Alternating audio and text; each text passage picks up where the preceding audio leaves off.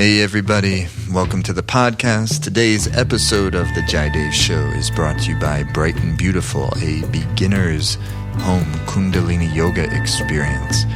If you have never tried Kundalini Yoga, or you're rather new to Kundalini Yoga, this is an amazing experience. Bright and Beautiful. Go to brightandbeautiful.yoga, spelled out just like that, brightandbeautiful.yoga, and you can begin your free 4-part training in the Kundalini Yoga experience. It's energizing, and you'll feel great. You get lifted, clear-minded, great energy, great sense of purpose. I think you'll love it. Check it out, brightandbeautiful.yoga, to begin your free training.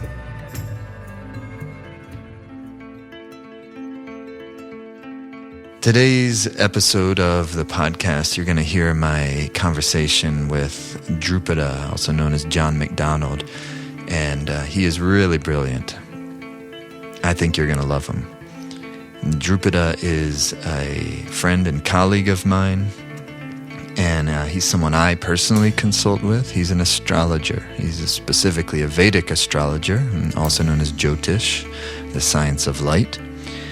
And I have known many Vedic astrologers and consulted with many over the years, and Drupada is something different. He is someone that I recommend to a lot of people for a lot of different reasons. Anyone, actually, I recommend to check him out. And if you're lucky enough to have a consult with him at some time, it takes a while, because even when I schedule in, it's like you gotta wait a few months. He's really busy and really popular because he's really, really good at what he does. He really understands the science of Vedic astrology at such a deep level. He really, as I've mentioned in previous episodes of this podcast, that the people I'm most interested in talking to in this show is those whom have focused on a particular medium of expression, a medium of creativity, in his case, is astrology, Jyotish, and then using that to concentrate all their energy. And what ends up happening is you tap into the essence of life itself, and it transcends even whatever the medium it is that you're using, in his case, astrology. You know, in my case, Kundalini Yoga and Ayurveda, and this type of thing. You end up going beyond that, so it's beyond even the astrology. It goes into something much deeper and allows you to really tap the essence of what life is all about. And then you end up falling in love. And he is a person who I find to be a deeply in love and loving individual, and very wise and very beautiful. And I just think you'll love him. So, without further ado, here is my conversation with John MacDonald, Drupada.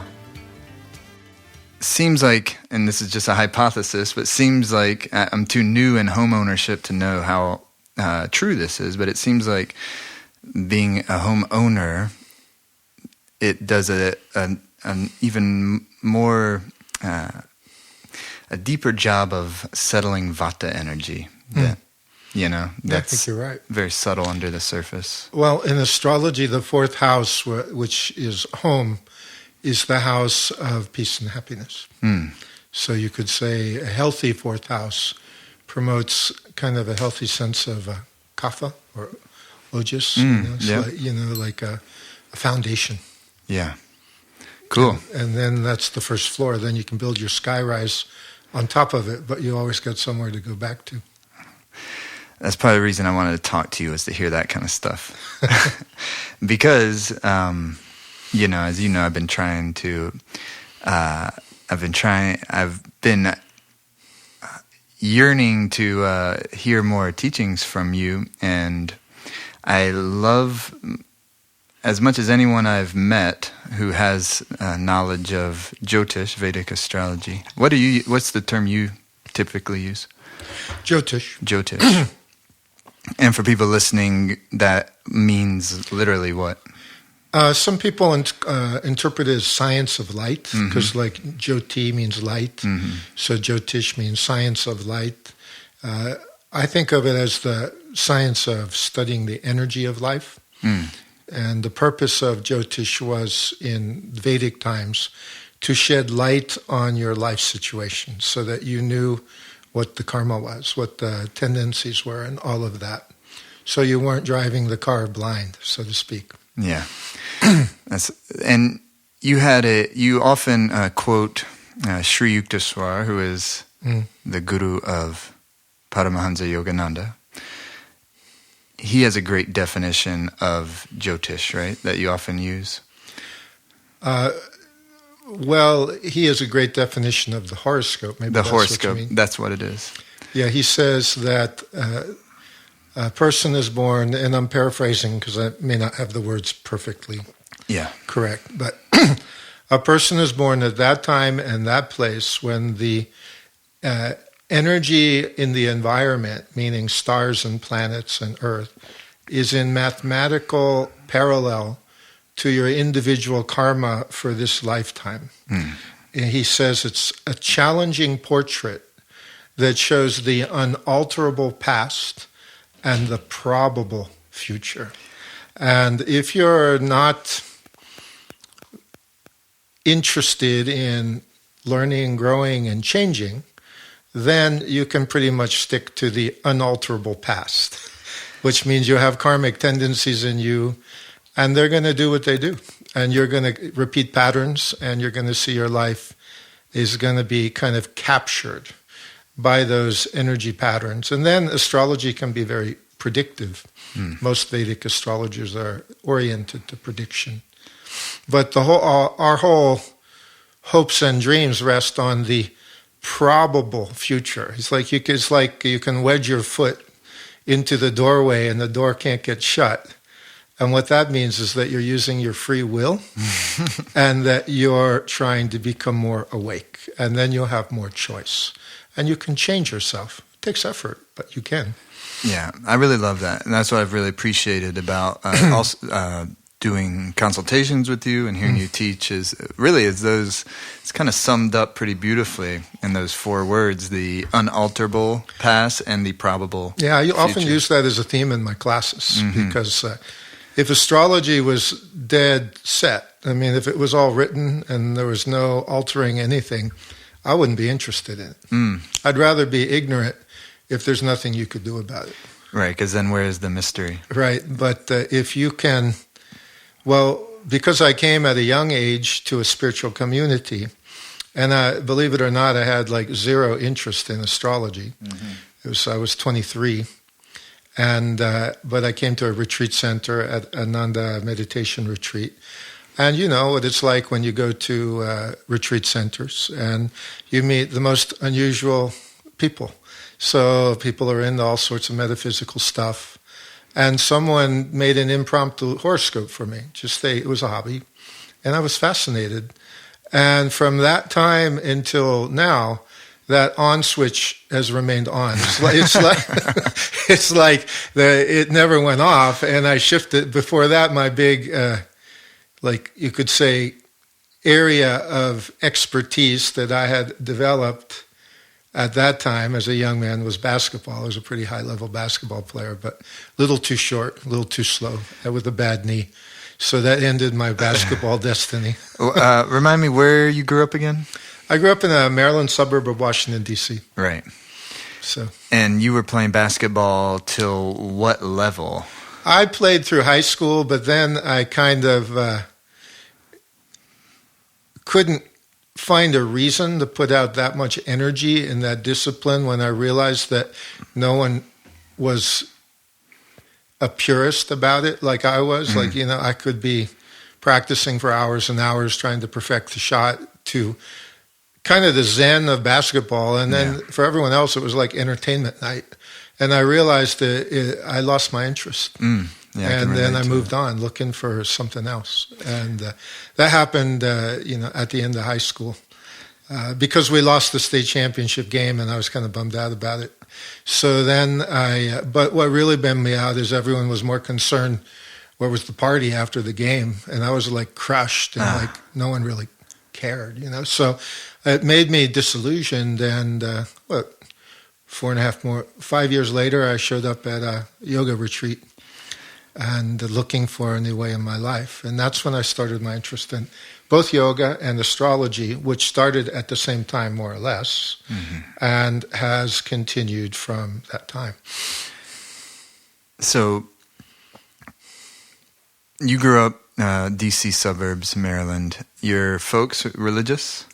No, we were Unitarian, which means if you ask a Unitarian what they are, you're going to get a very wide range of answers. But most Unitarians are like former Catholics or Protestants that don't want to be in a dogmatic religion. More liberal. But want to have meaning in their life, and they don't want to overly define it. So I would say good people, it's not overly defined. They talk about humanistic things like service and kindness. And is it considered Christianity? in the very beginning, the Unitarians was like the part of the Protestant movement, and it kind of always was the most liberal of the Protestant movement, to the point where now the Jesus part kind of fell out. That's pretty liberal. Now, there might be some Unitarian churches where the Jesus part's still in, I don't know. Yeah. But and the really crazy thing is that Unitarianism started, and this is just kind of silly, but it started in Transylvania, where Dracula supposedly is. That's in Pennsylvania? No, that's in Romania. That's in Romania. I don't know how that happened. But yeah. It's kind of funny. Okay. So, all right. So your basketball career comes to a crushing end at mainly with a knee injury. 18 that years. was what really did it. Yeah. Right, which is one of the things we have in common. You're one of the few people that I can speak hoops with, that then somehow it can also, that conversation can get into yogic language, and you can give me your... Well, Kundalini Yoga combines very well with athletics. Yeah, I think so. Yeah. I love basketball, and still, I play recreationally still, and I think it is rare to find the person that is able to approach that game, or any game probably, but particularly basketball is beautiful in the sense that, and difficult in the sense that it's like what Phil Jackson called the 5-man Tai Chi. When it works at its best, it's 5 people is coming into one unified rhythm, which is one of the things I love about it. Is take something that's seemingly on the superficial, mundane, but nothing is really mundane. No, it's only if you approach it mundane, and that's why I love playing it. I think as a yogi, no matter what it is, if you're a yogi, your life is pivoting, to use a basketball pun. The central pivot of your life is a yogic pursuit. Then no matter what it is that you do, it's all going to be in the spirit of that pursuit. Definitely. Well, yoga means union, and if you divide reality into two, you've cut God in half. So everything's a part of God. Yeah. And if in your mind some things are in and some things are out, then maybe you should look again. Just like everything's a part of physics. There's a round ball. There's a hoop. It all is operating under the same laws. Yeah. And spiritual laws included. Yeah. So, okay, so you arrive at Ananda meditation. Where is it? It's here in Nevada City area, North San Juan Ridge. What year are we? We're 1982, February 12th. I was studying the teachings of Parmahansa Yogananda in Ann Arbor, Michigan, by a correspondence course with his first organization, a Self-Realization Fellowship. And then I went to visit my family in Washington, D.C. for Christmas, and I discovered a copy of the autobiography of Swami Kriyananda, who was the founder of Ananda. It was in a co-op in Bethesda, Maryland, where I used to go to get organic food. So had you read Autobiography of a Yogi yet? Yeah, I was taking the lessons. But, I see.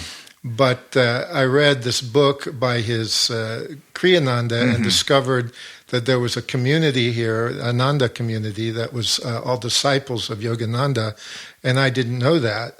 And I went back to Ann Arbor and I wrote a letter to both SRF, Self-Realization Fellowship, and to Ananda Village, and I said, I'm hot to trot. I want to get into it. What's my move? And SRF said, when you finished 5 years of the correspondence course, that's right, give us a call. And Ananda said, come on out. So that seems like the narrative a lot, largely, isn't it? Yeah. And going back to basketball, if you apply that to astrology, yeah. Well, a lot of athletic type people are Mars dominated in astrology. You are, yeah. I am. Mm-hmm. So Mars has a lot of energy, but especially at the age of 23, he's not known for patience. So the idea of waiting 5 years compared to like go immediately, like there was no choice to be made. So right. I just went where the door opened, and I got on the Greyhound bus. 4 days and 4 nights. It spit me out in Grass Valley at 10 p.m. in February 12th. It was raining. I had no idea where Ananda was. I had some vague idea of like just hanging out until the morning and hitchhiking. I got off the bus and there was a guy standing there with a few people. I went up to him and I said, have you ever heard of Ananda? And he was from the Ananda meditation retreat waiting for someone else on the same bus who was a guest. Yeah. So I got a ride directly to the retreat center. So it was pretty cool. It's a nice story. That is. So when was your autobiography of a yogi moment? And for people there's some people who are not going to be familiar with even that are listening to this. And so... Gosh, I don't know if there's any other single thing, especially no other single book that is, whether they've become Kriya Yoga practitioners or not. Like I remember my first time seeing that book and like, what is that? And you see his Yogananda's eyes, that classic picture of him. And I think I read it when I was 18 years old and it changed my life. Yeah, mine too. Yeah. Well, the Autobiography of a Yogi is the all-time #1 selling spiritual autobiography in history. Wow. And it's written by Parmahansa Yogananda. He wrote it in the late 1940s. And he was the first yoga master from India to come to the West to live. Yeah. Swami Vivekananda came on a tour, extended tour, like in the 20 years earlier, something, I don't know, 1890s, early 1900s, something really? Like that. Mm-hmm. So, but he didn't stay and live, but he did establish the Vedanta centers that are around. But Yogananda came and lived, and he created, he was a very famous personality in the 1920s. He traveled all around America giving lectures, and he met with the president, Calvin Coolidge. He was a big-time personality, something like... bigger than like Wayne Dyer or someone like that. Mm-hmm. And he had a big impact. And so in 1981, I found his book in a New Age bookstore in Ann Arbor, Michigan.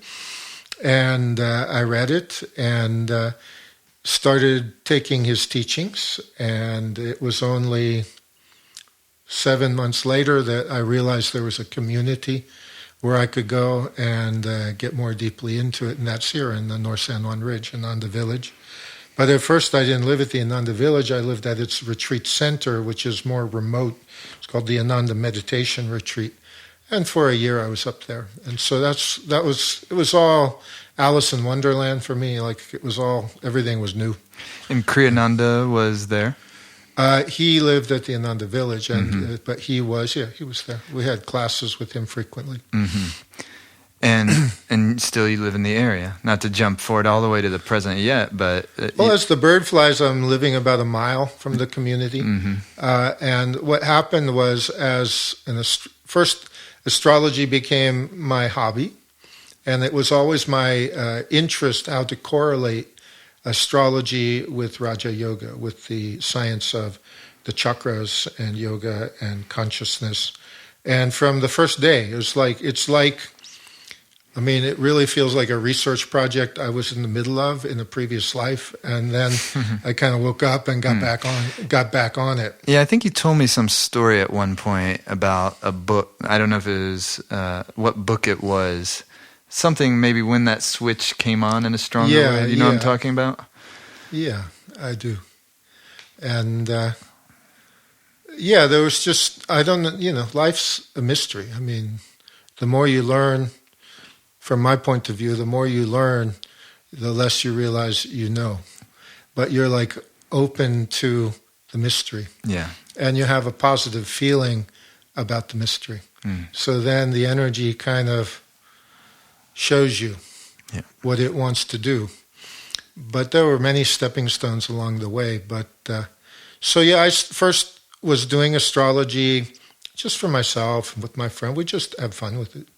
It's something that people like. When you get together metaphysical people, they love to talk about their horse. People like to talk about themselves, you know, and astrology gives you a lot of details. And so we would just have fun. I lived with a friend in the spiritual community, and he was pretty good at astrology, and we'd stay up late at night talking and this and that.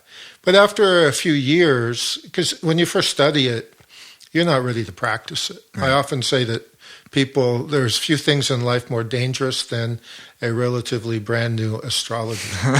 Right. Because they'll read stuff in books and they'll jump to conclusions, and then they'll be happy to spit it out like they know, but maybe they know what the book said, but they don't know necessarily for sure. And sometimes you say alarming things to people freak out, and they spend the next 3 years like stressing about it. Sure, right.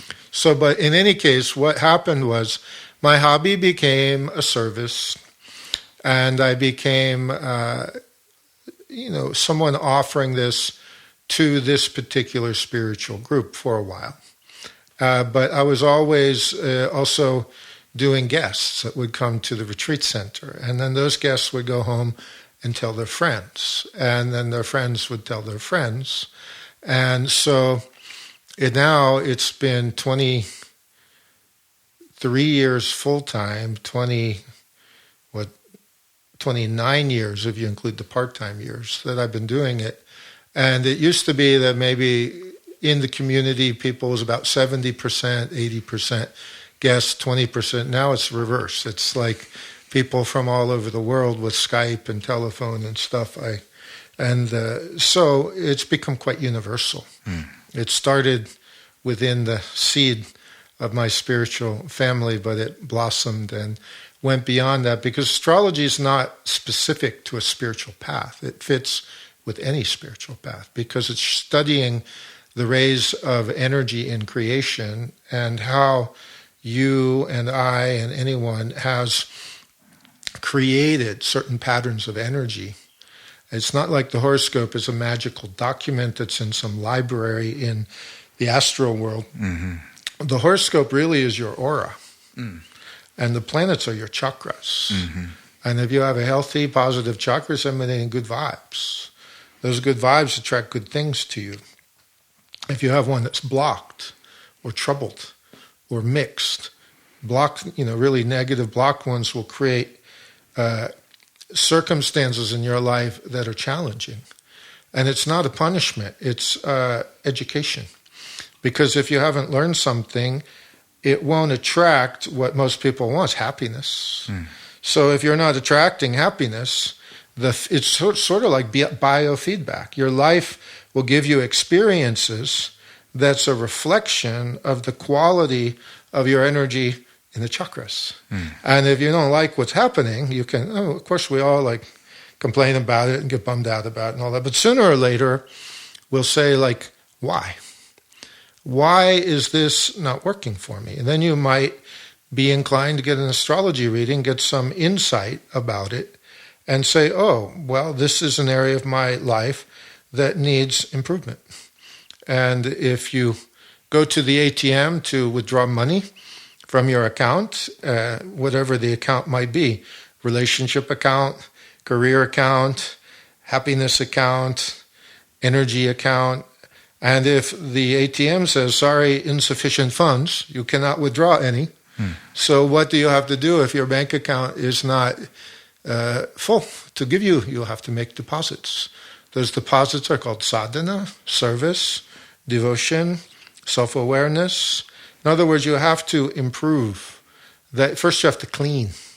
You have to purify the old energy, and you have to be alert to not just slip into the old groove. If you slipped into the old groove and 20 times it didn't work out for you, it's not religion what I'm talking about. We're talking about spiritual awareness of your own energy nature. So for what's really fun for me, what's my interest, is doing astrology with real spiritual seekers. You could say yogis, but not everyone is coming from the same tradition where that word would have the same meaning. Right. But different semantics. Same semantics, thing. yeah. But in fact, they would be yogis. Correct. As you and I understand that word. Yeah. So when people really are ready to learn, grow, explore, change, astrology is a lot of fun. And one of the things that's been a blessing to me is because I have been an astrologer connected to a spiritual community since my fledgling days of 1982. I've done horoscopes for some people like 25 times in 30 years, 35 years. And maybe in the first year they were emotional basket case. And now they might be running a yoga center. Yeah. And because every horoscope has higher and lower octaves. There's not a single person on this planet that doesn't have higher octave of whatever they're expressing right now. And in the same way, unless you're irrevocably enlightened, you can also fall. But we're not talking about that. That if you learn about your nature and learn to direct that energy, there's always a higher possibility. So a Mars guy who likes basketball might find himself attracted to an active yoga, Kundalini yoga, right. You see, and then yogis would say the important thing before we apply the energy to a certain subject matter, like in this case basketball, what we want to do is increase the amount of energy, right? And we want to increase the calmness, and we want to increase the focus. Now go play basketball, and you'll be a better basketball player. But you could just as easily apply that to business. And been to a health food store lately. How many varieties of yogi tea are there? Like some industrious, after 2 hours or 3 hours of sadhana, starting at whatever early morning hour, then they have all that energy, and then they go do their business. And so the 3HO movement's produced some, not only great yogis, but some great karma yogis too, because you got to use all that energy after you get it, animated. What are you going to do with it? Whereas something like basketball, business, or anything else could serve either octave, because they have they're little can all be like little pressure cookers, in a certain sense, where it's going to make you like the laboratory of life. Like, so if you're playing basketball and the other guy like embarrassed you, and you're a like young Mars guy, right, with not on the spiritual path, you can get mad, Yeah. Then you're gonna be like get competitive and like try to kick his butt, right? But if you're a yogi, you're gonna get focused and like get in your skill place and see if you can use that stimulation to like get in the flow and really like get in the zone. And so then basketball becomes just like a little laboratory of seeing, can you master your energy and get the best out of your ability. So that would be, so nowadays, since we have like big weapons and wars could be like ruin the planet, we can't have all those little wars that we used to have in the medieval times. So the Mars guys have shifted over to the world of sports. That's good. It's good. So this brings me, this is something that comes to my mind when you're saying this is, so for instance, like me, I play basketball as very much at best a hobby, and I'm not wired, I'm not built, I don't have the body and the wiring to be a professional basketball player. One of the things the heart of what I wanted to do with this podcast, for instance, is talk to people, number one, that I want to talk to, but number two, people who have concentrated their prana, their life force, in relatively speaking, a single direction. Like yourself, it's just happened that you've used Jyotish as this kind of medium that everything else comes out of in a certain way. Is that somewhat accurate? Yeah. And for me, it started very much with Ayurveda. And And it sounds like from your story that just kind of happened to you, right? You weren't out there looking specifically for.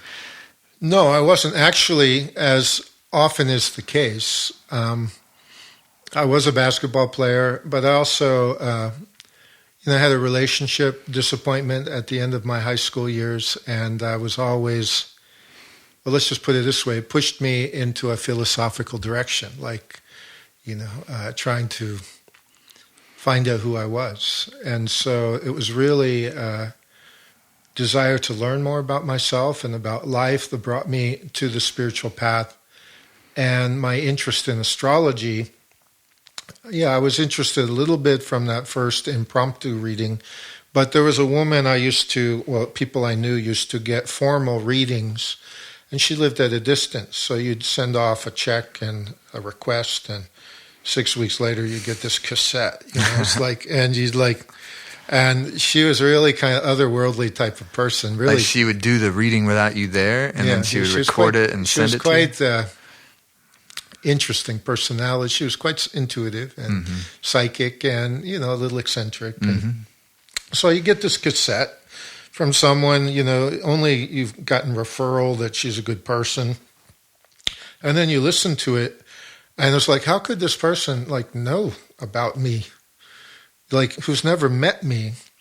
And then, but the real cool part was her belief in my potential, that I did not believe in myself, because I can be self-critical.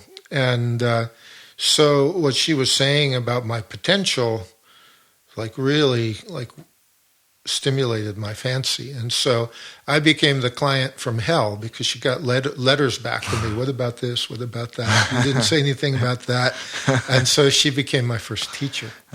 And it wasn't a long teaching relationship, but we did correspond, and it was the first push. And so I got into astrology because of an insatiable desire to understand self and life. It wasn't like I was never trying to become an astrologer.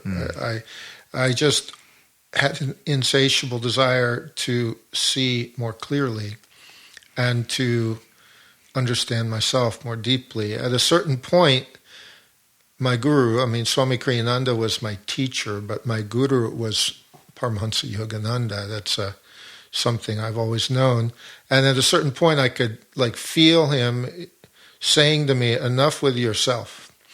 Now I want you to imagine that you're whoever, that for the time of a reading, whoever's chart you're reading, that you're them. And what would you do if you were in their shoes? So when I get a reading, I actually sort of, the saying, you can't understand a person until you walk a mile in their moccasins. Well, I try to imagine that's me. And having learned what I've learned, what would be my strategy for success and healing and improving life if that was my karmic situation? Because, like watching your favorite movie over and over again, your horoscope, because it gets kind of boring. And then when you see other people's charts, it's the thing I've learned is that everyone's really unique. Even you have similar horoscopes, but the horoscope describes the karmic pattern. It does not describe the soul at the center of that karmic pattern. So each soul, like a unique snowflake, will get its own inspiration. So even when people have very similar things, they won't respond to it exactly the same. You see, one of the big, what I think anyway, my view, one of the big errors in astrology is when people think they are their horoscope. You're not your horoscope. Your horoscope is your karmic situation. You are the self, the soul, the divine intelligence. You could think of the horoscope kind of like a suit of clothing that is on top of you. Yogananda said that for a great master, going into a body and staying in it is as difficult as it is for spiritual aspirants to get out of the body. And he said whenever he had a new incarnation, he said it was like putting on winter clothes on a hot summer day, but you get used to it after a while. So the difference between the master and you and me is that they're not identified with that karma. They have a role to play, and they come into that role, and they will play it freely. But you and I come into the role, and we say, I am the role. And that's what we're trying to dissolve. And get to the place where Spirit is playing the role through me. And then you can still do the role. You're just not going to be attached and reactive and stuck, So no, not stuck on the flypaper. You can come, do your thing, and still be free. So anyway, so what you say is very true, that the work of astrology came into my life just by meeting people. I got exposed to it.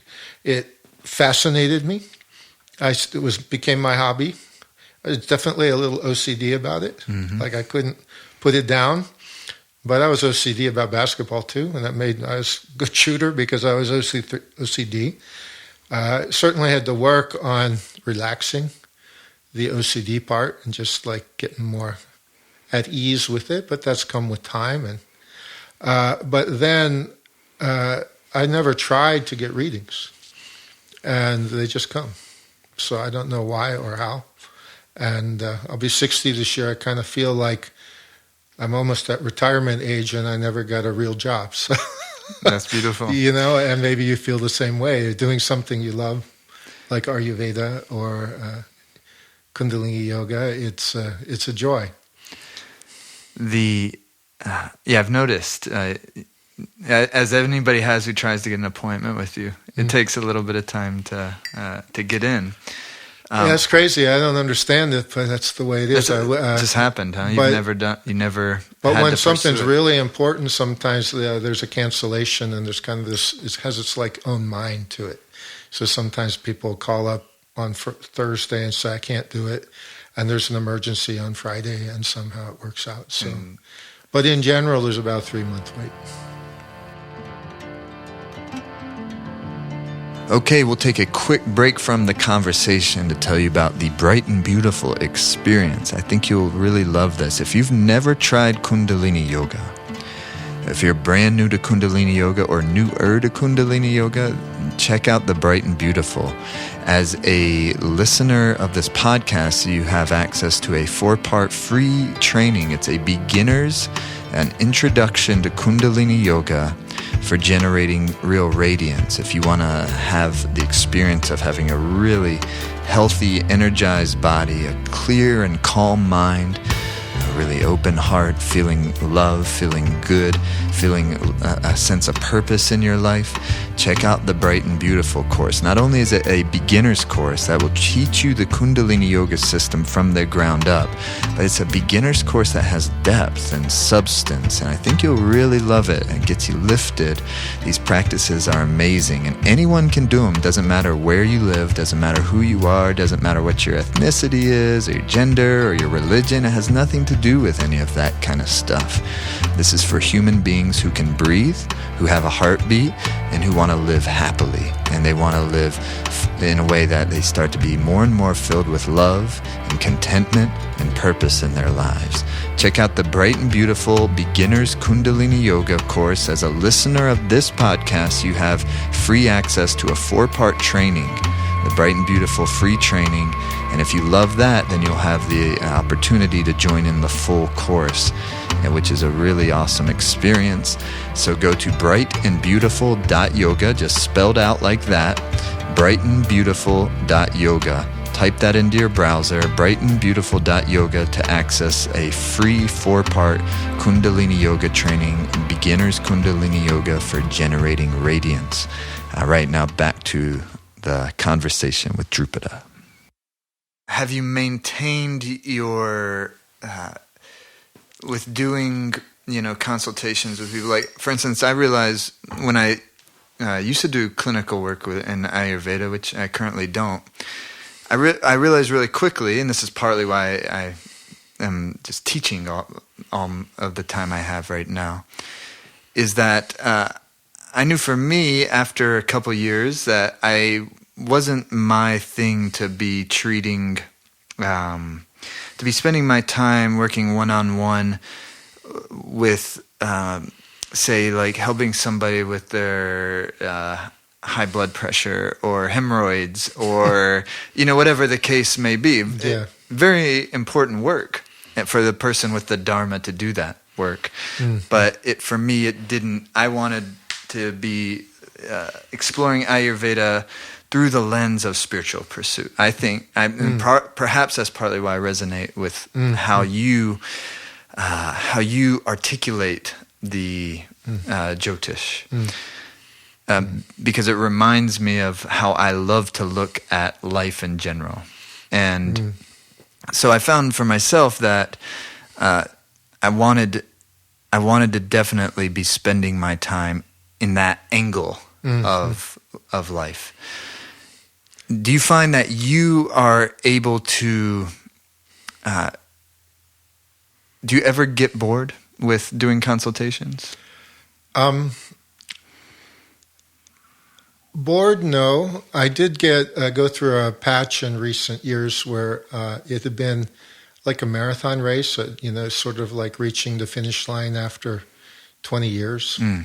And I needed to adjust because when I was younger, in the spirit of Mars, I would just attack. And no matter how many requests there were, I would just try to blow through them all. So like one year I did over 600 readings in a year. Oh, wow. 600 readings in a year. 635 in a year. And it was kind of fun because it's like riding a surfboard and you get on the wave and you just go for it. But then when you finally get off the wave, you realize your nerves are, basically burning out your vata and pitta burning out vata, leaving you kind of a jittery mess, So I can't do that anymore. I'm a little older. So I do a little less now. That's partly why there's a bit more of a weight. But so it's not boredom, it's learning to take care of yourself, that you can be able to do the service that is kind of always there. So I wouldn't say boredom, I would say the need to balance. And I wouldn't say I am balanced, I would say I'm more balanced. Right. So, and here, as you see, we have a little bit of property that we bought because we had a need for a family place with grandson and all that. And so a lot of the times when I'm not like have my mind in someone's horoscope and the stars or something, I'm like out watering my fig trees, and so that's really good for me. That's nice. So not bored, because every person is unique, but I don't do astrology with people who want it mainly in a spiritual way. That does bore me. You don't do astrology for people who don't want it mainly in a spiritual way? That's right. Yeah. And actually, it's gotten to the point where that just doesn't happen. Right. It's like people like that who want that. There's plenty of others. Because, see, Indian astrology is it's kind of funny because people want what they don't have. If you were to go to the British Museum and go in the India section, there's a lot of wealth there. India used to be the richest country in the world. And then a lot of it is in Europe now because they got taken over. So there's 900 million people in India who live on a few bucks a day for the whole family. So obviously their main concern is increasing their economy. I mean, if you're living on less than $5 a day and you have a family, you don't have time to sit around and read astrology books and talk about philosophy. You're trying to, whatever you did, whether spiritual, you'll be trying to improve your success because there's no welfare, there's no social security.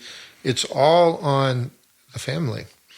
So even though India is a very ancient astrology and goes back to higher ages, in the recent 1,000, 2,000 years, it has been applied in not always, but a lot of the time in a rather mundane way. Right. So how to use, because the material world is a part of spirituality.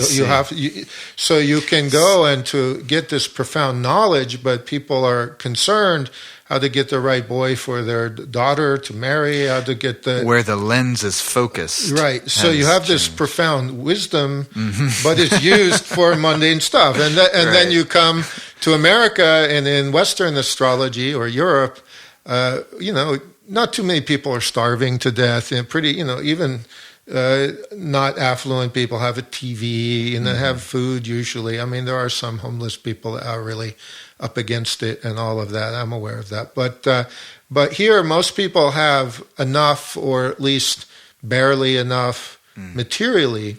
But what we don't have in this country, we don't know how to be happy. Yeah. So there's an increasing number of people looking how to find their inner happiness. So Westerners want, in astrology, Westerners want spiritual stuff. and Indian stuff want like how to get the job with Google. It's like... right. And what's my horoscope say about that?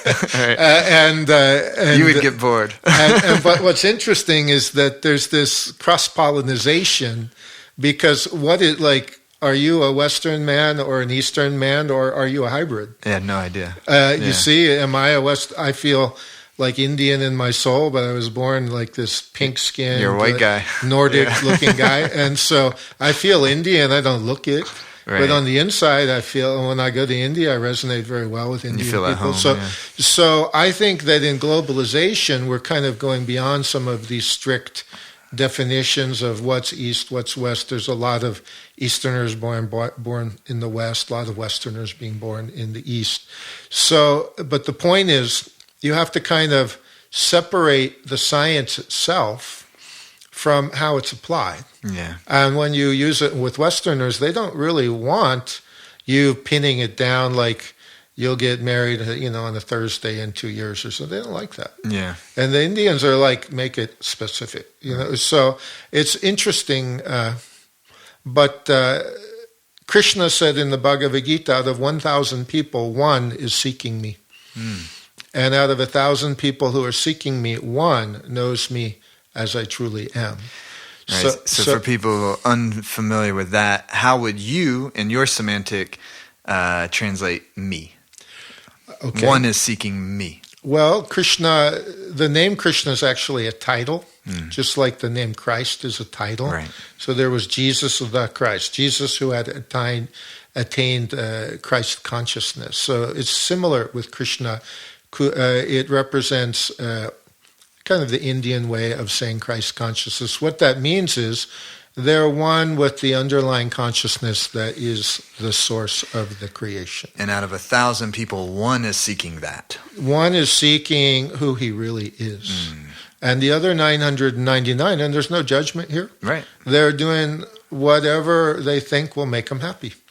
And that's the exploration process. Everyone is here to find their essential happiness. And if you get pleasure, it will peter out, and because pleasure is part of duality. You get your up, you get your down. So people are trying to find their happiness in zillions of ways, like success, romance, fame, power, whatever.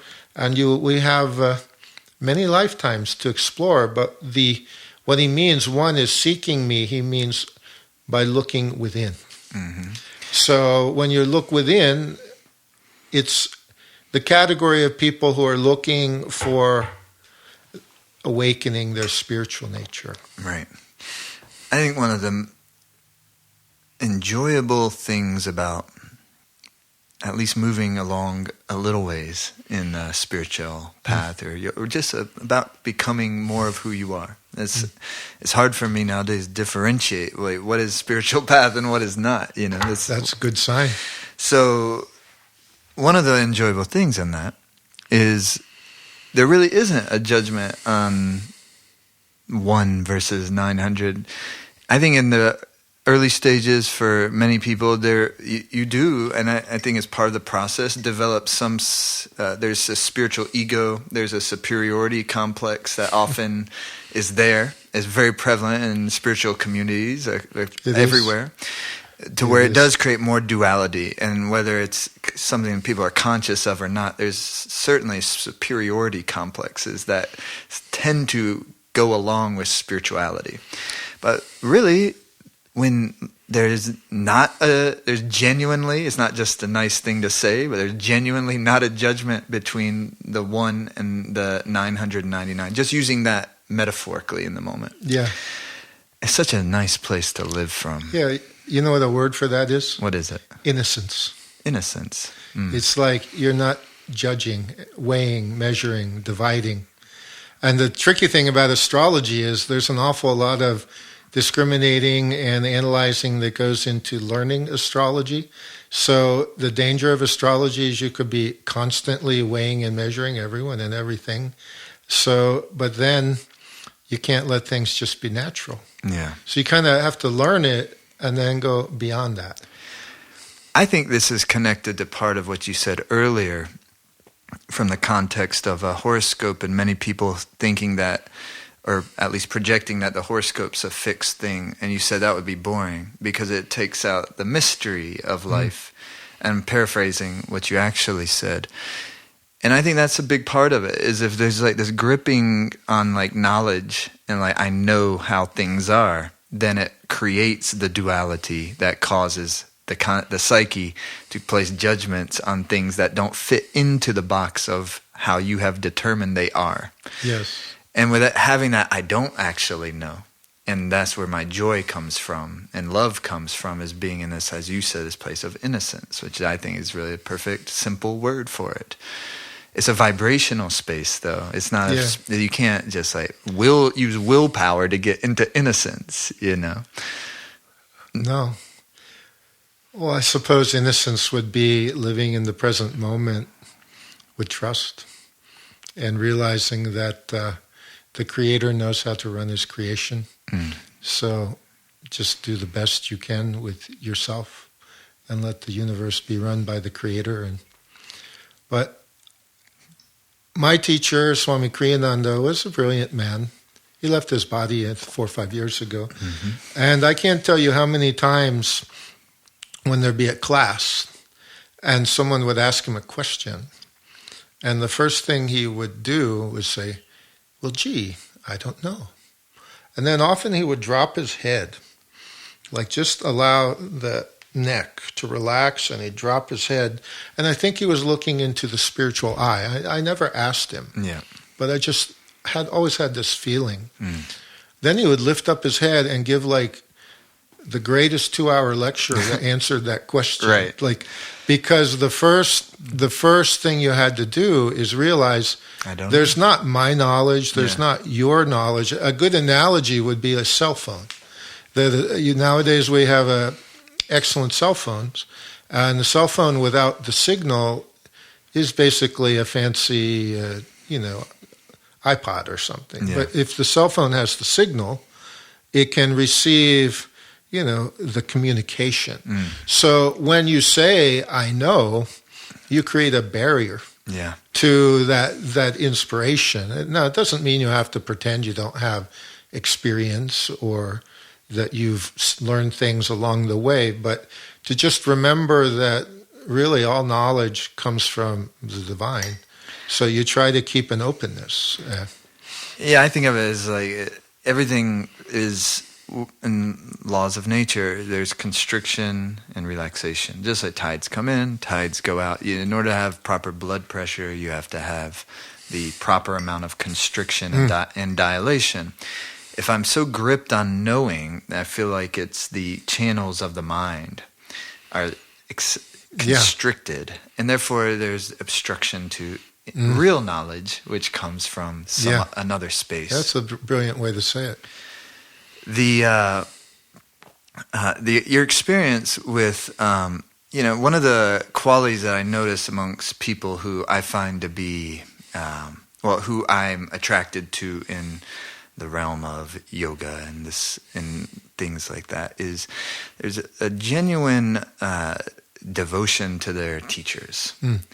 And you certainly seem to have that. What would you say about about that in general, because it is something that I think that's something we could learn from the Eastern world. In the West, there's a lot of confusion about it. Yeah, it gets really mixed up.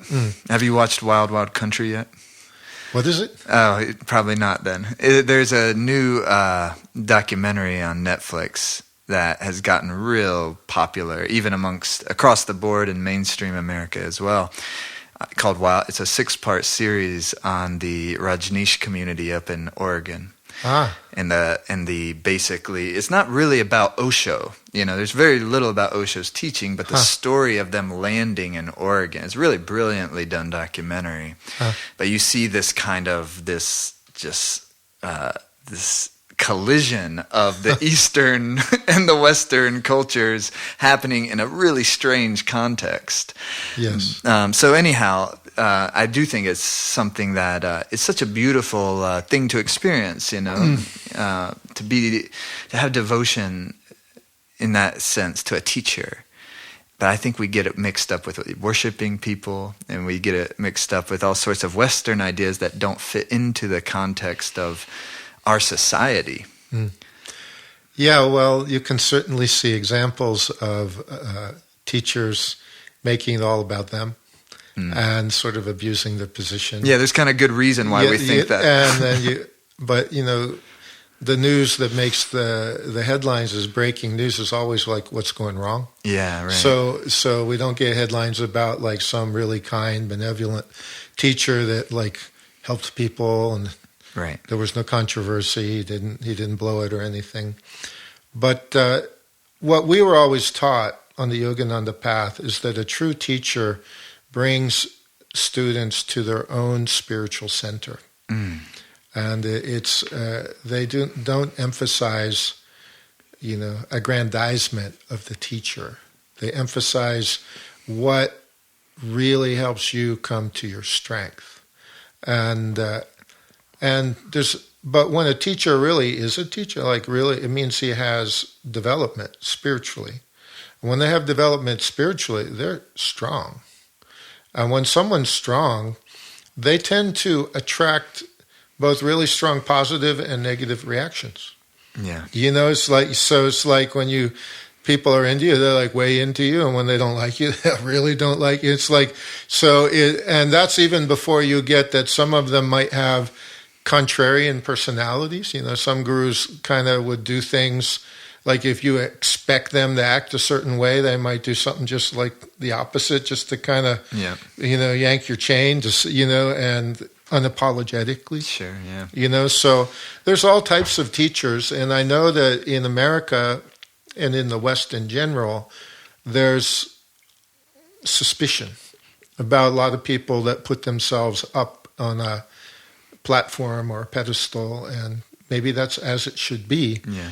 But they miss something great, because a real teacher, there's in the Hindu tradition, yogic tradition, there's a teacher who's a guru. Guru means teacher.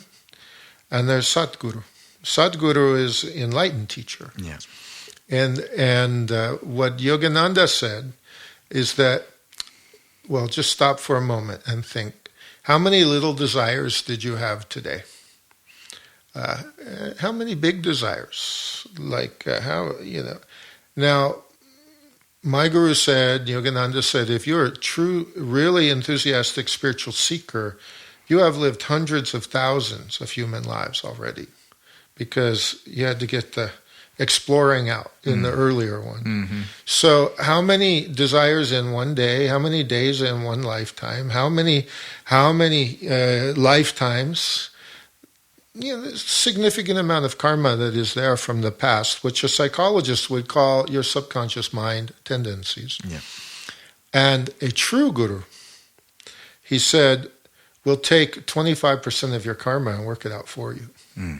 And the grace of God will take 50% and work it out for you. So if your suspicion prevents you from finding some truly spiritual master to have, you might say, a love connection with, then you got to manage all 100% of your karma yourself. Wouldn't it be nice to have spiritual forces helping you? Yeah. Yeah, and it's like if you save $1, they save $3 for you. And however, doesn't that, in perhaps we could call its lower octave form, sometimes create the tendency for folks to chase after teachers in a way that seems very emotional? Yes, it does. Well, that, yeah, human beings come in all shapes and sizes, but when you're not, and a lot of people who get very interested in spiritual things is usually because they're suffering. And if you're suffering, because if everything was great, you'd like continue. So people don't go to the doctor because they're like fabulously well. So it's off, like as an astrologer, 2/3 to 3/4 of the people that come to see me are going through some of the harder astrological experiences because they want understanding what's going on. Because there've been 2-3 years of stress or pressure, and they don't know what's happening, and they want help. So when things are really changing, when Shiva is visiting you and your life is like if you have a house in a subdivision in a big island of Hawaii and the volcano is literally maybe going to like burn your house down, then those are the moments when your whole life gets turned upside down and when you might look for someone to help you. And so you go to someone that can help you, but there has to be gradually the understanding that the guru is within, and that the real guru is the guidance that comes in your heart and mind. And yet we may not be prepared at that beginning or middle phases. We might actually need to have a conversation with it. We might need to have interaction. We might need guidance. So, like I said, in my case, I could hardly get my teacher to tell me anything literal about what to do. Right. You know, like almost never. Like he'd say, like, pray. Like, I know in my whole life, maybe 10 instances when he told someone to overtly do this or do that. But I'm sure he was praying and sending energy and encouraging you to take seclusion, get clear, and make your best choice, act on it, learn from the results of it, and if you got it right, great. If you didn't, then you go back to the drawing board. In other words, we have to learn by living our life. So a real guru, in my view, encourages people to find their strength. And in the spiritual path that I've been on, we were often given jobs that were bigger than we were, and you'd have to grow into them. You know, it's like suddenly you got like, you know, it was easy for me to study astrology. I mean, that was fun. But to give a reading, to get involved in someone's life and give them advice, that was really difficult. And that made me start praying like I've never prayed before. Yeah, I love that. You see, so because if I'm going to mess myself up, no problem. It's on me, but I don't want to mess you up. And a series of other people and make a lot of bad karma. So in the same way, when I do a reading, I'm all about trying to empower that person to become the higher octave of who they are. And that is what I learned from my teachers. And I think you'll always find levels in any field. And in the West, there's confusion between spiritual empowerment and personality empowerment. Right. There's a big confusion about that.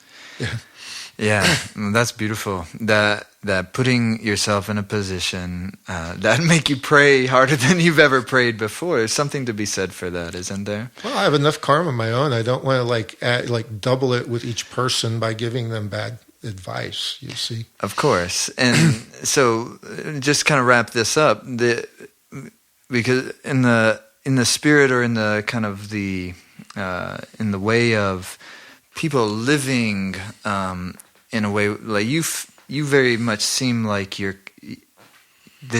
were like you said, is almost like you were in the middle of a research project in a past lifetime, and it's like there's no doubt in your mind. It doesn't seem like that. This is what you ought to be doing. No. Well, think of anybody out there. Think of something you did at any time when you just got totally in the zone. You know, and the energy was like you felt totally alive.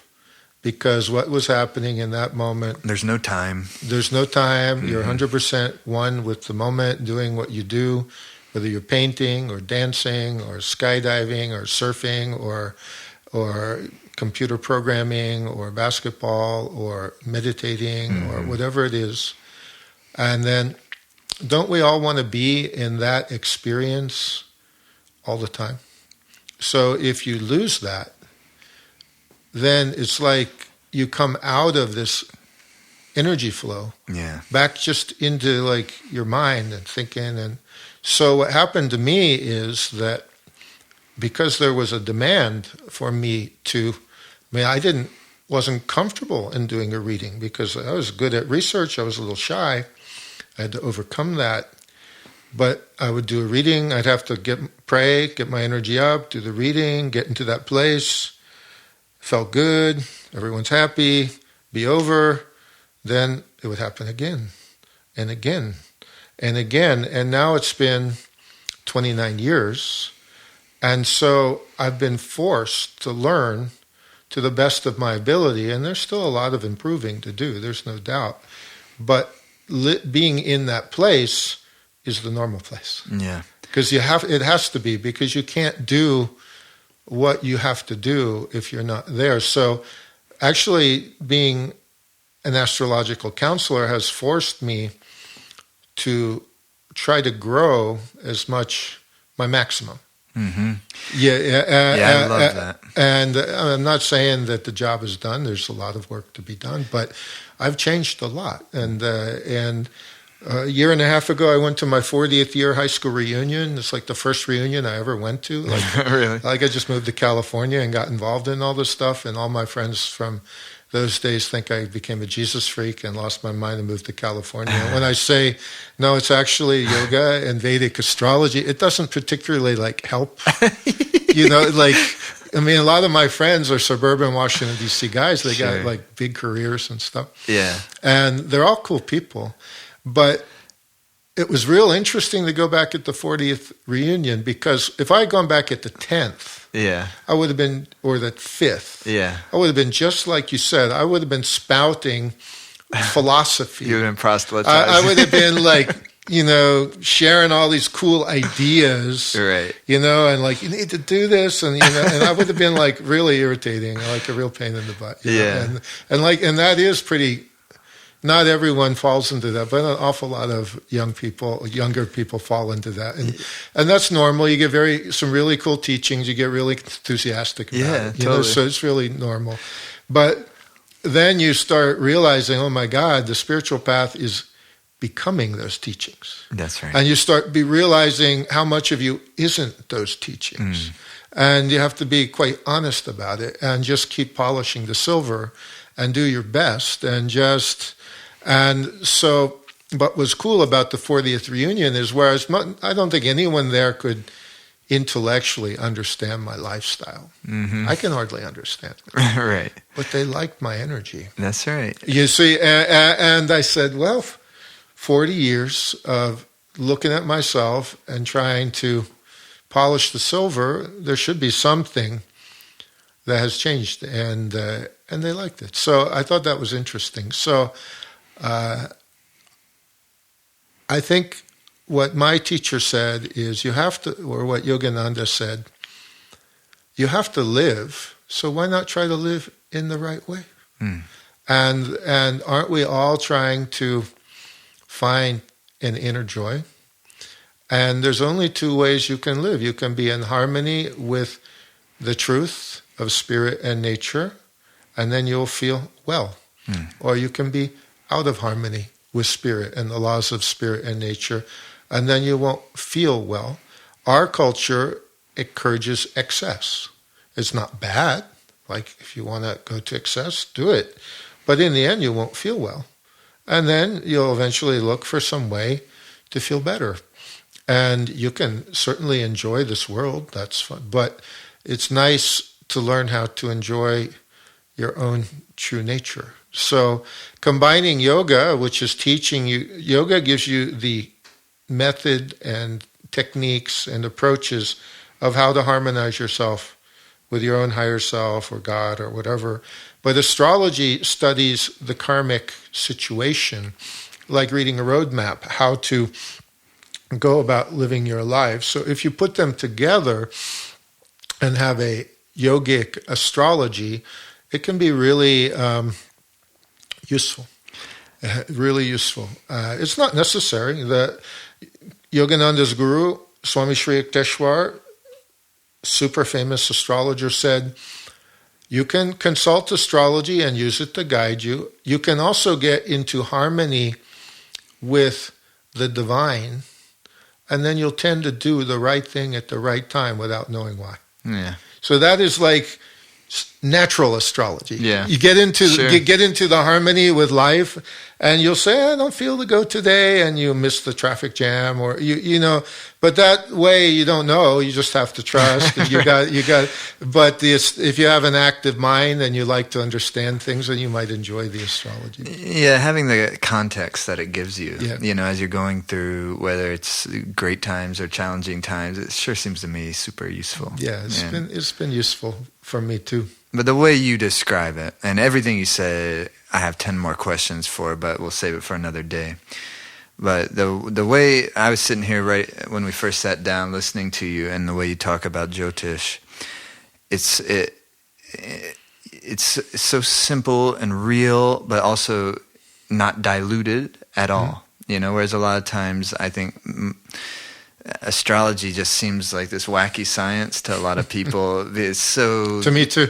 yeah, right. But so presented so in such a new age esoteric form, whereas what you're talking about is very esoteric, but at the same time also not. Where it's just like check it. Consider I know what you're this. saying. Many Consider people that. say that about me. Indian astrology is, just from the terms of techniques, methods, subtleties, is ridiculously complex. And I think it must have originated with like enlightened astrologer. You know, like, you know, what is a genius? What do they say a genius? What percentage of his brain is a genius using? Like 7% is like a genius, and I don't know, I'm just guessing, but you know, like everyday person, like 4 or 5%, right? At the Something most. like that. Yeah.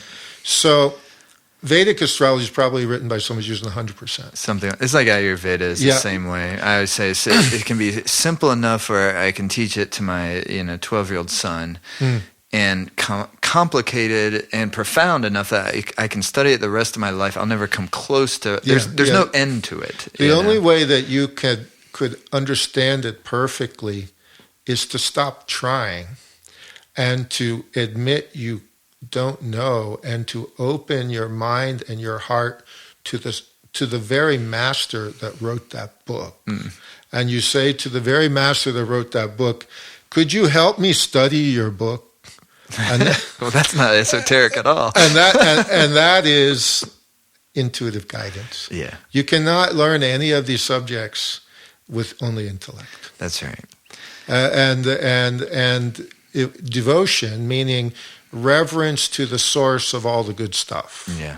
You know, a wisdom guy might have a non-emotional devotion. A active guy might have a very energetic devotion. Devotion doesn't have to be Hare Krishna style for everybody, you know, where it's just very obvious heart devotion. But devotion to me means caring. And how much do you care? Yeah. And if you care 100%, you'll attract inner guidance. And there's no way, that's one of the things Sri Yukteswar said, a horoscope cannot be rightly interpreted except by men of intuitive guidance. And these are few. And so it is my style, rightly or wrongly, to, instead of like adding new techniques to make it more intricate and elaborate, is to try to go deeper into the simple and understand a deeper level of the simple. That is my style, because if you want to understand astrology deeply, the planets are the chakras, and if you want you can't really have an intellectual class about the chakras beyond a certain point, because you have to experience the chakras. That's right. You see, so that means you could have the class about colors and sounds and all that stuff, but then you have to go do it. Yeah. And you have to try to enter the deeper experience. So what are we trying to talk about the planets intellectually when you should, at a certain point, I realized in astrology, the planets are not just inanimate objects. They are rays of energy that are conscious. And if you really want to know them, you have to make relationships with them. And from your horoscope, you'll see who you already have good relationships with and who you really don't have good relationship. And if you want to be an astrologer, you have to learn about all of them. So even the one that you're not that good at, you got to become that was your birth chart. Because you how could you speak to someone about something that you don't like or you're not good at? So to be able to do horoscopes, we all have a starting point. We'll have plus points, minus points, but you'll have to make your plus points better. That won't be so hard. But you'll have to go find your minus points and you'll have to bring them up. And because otherwise that you might not understand that, and then you're trying to talk to something. So that's my nature, is depth rather than breadth. And for whatever reason, I find that it works. Yeah. And when you try to explain these elaborate, complex techniques to people, they get the glassy-eyed look real fast, Well, that's the premise of this, as I was mentioning earlier. Is all right, so if you can concentrate your life force in a single direction, it's going really deep into one thing instead of going superficially wide.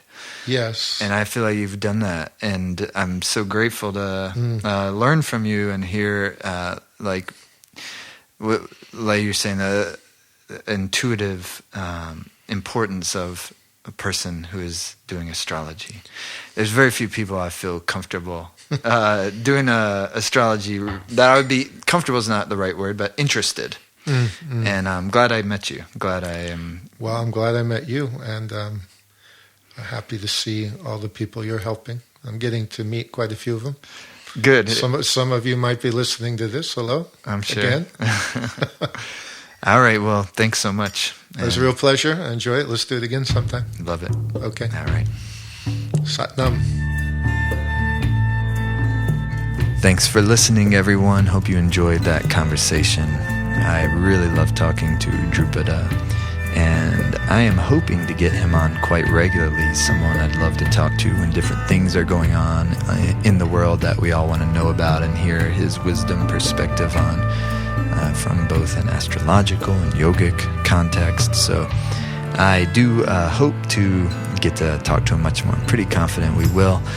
And thanks so much for listening. If you haven't yet, please subscribe to the podcast wherever you get your podcasts. We got lots of great stuff coming out soon. And please give us a rating or review if you would be so kind. We would appreciate that a lot. It helps us out a lot if in the Apple Podcasts app you leave us a rating and leave us an honest review. We'd love that so much. And thanks for listening again. New episodes coming out soon.